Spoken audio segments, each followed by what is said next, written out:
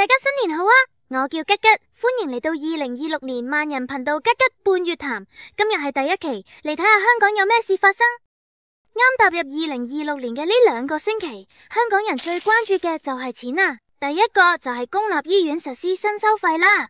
從1月1日起，公立醫院急症室嘅緊急、次緊急及非緊急患者，每次診症收費由原本嘅180蚊增至400蚊。唔少市民覺得加幅大，不過都有網民認為加價合理。例如呢位網民講，香港比起其他地區收費已經好低啦。又比如呢位話，可以減少濫用，分流到私人市場。吉吉我就覺得新措施都係可以理解嘅，唔係單純為咗平衡醫療開支，更主要係希望由此改變市民嘅求醫習慣，舒緩急症室嘅壓力。現時都有議員提議政府可以增加市民求診嘅途徑，咁以後市民求診就有更方便嘅選擇啦。同樣由元旦日起加價嘅，仲有違例泊車同控煙罰款喎。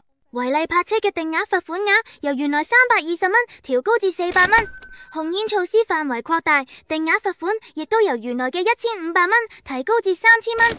網民反應基本都認同加價，例如呢位網民講，唔違例邊抄得到你牌啊？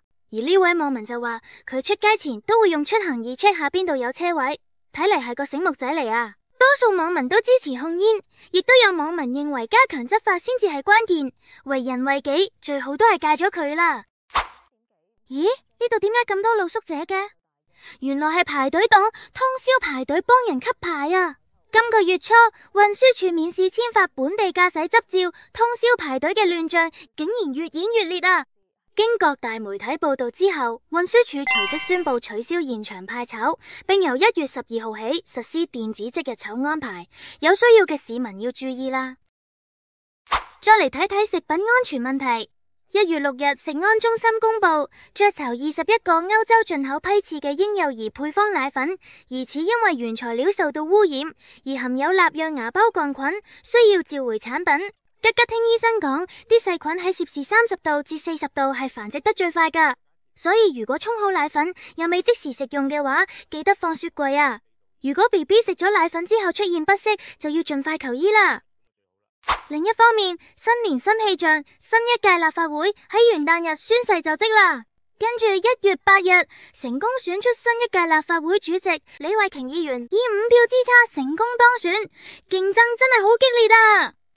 我同埋全體議員都非常明白，第8屆立法會係冇適應期，市民期望我哋盡快投入工作。首次立法會大會將由政府當局提出議案，聚焦討論大埔火災嘅善後工作。第8屆立法會任重道遠，我希望議員喺履行治港嘅重任中，勇於承擔。議員唔認同政府嘅政策嘅時候，請指出問題並提出建議。當政府做得啱嘅時候，亦都希望大家公道說出。跟住我哋嚟睇睇新界有咩事發生。大家睇呢度係唔係水清沙幼、藍天白雲呢？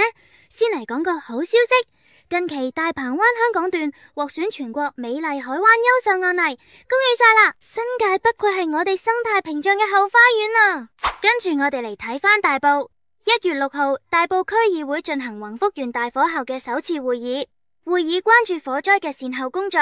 多名區議員發言，催促政府盡快交代重建及安置嘅安排。隨後1月9日，政府透過一戶一社工向宏福園業主發放問卷，向住戶收集安置意願。政府喺問卷中提供幾個可能方案：一是政府購買業權，業主收取現金後可以自行安排，或者業主可以樓換取另一個價格相若嘅全新居屋單位。近期有5個跨區居屋項目同埋1個綠置居項目，其中九龍灣盛智苑最快今年9月底入伙，而原區安置則有頌雅路西、廣福公園同埋宏福苑原址重建幾個方案。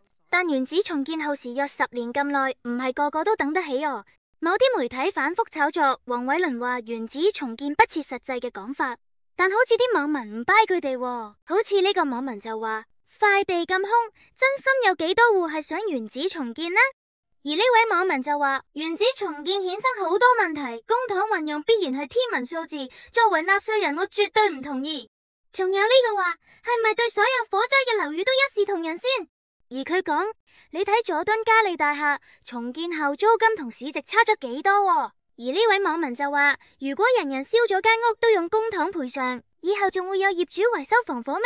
政府目前強調，問卷並唔等於居民嘅最終選擇，而收購業權嘅尺價估算亦只係參考，並非最終嘅收購價，必須會俾居民有得揀。吉吉就希望政府快啲有明確嘅安置方案，俾受災嘅居民可以早日安居啦。今期嘅吉吉半月談就講到呢度啦，有冇邊條新聞係你最關注嘅呢？歡迎留言分享你嘅睇法，咁我哋下期再見啦，拜拜。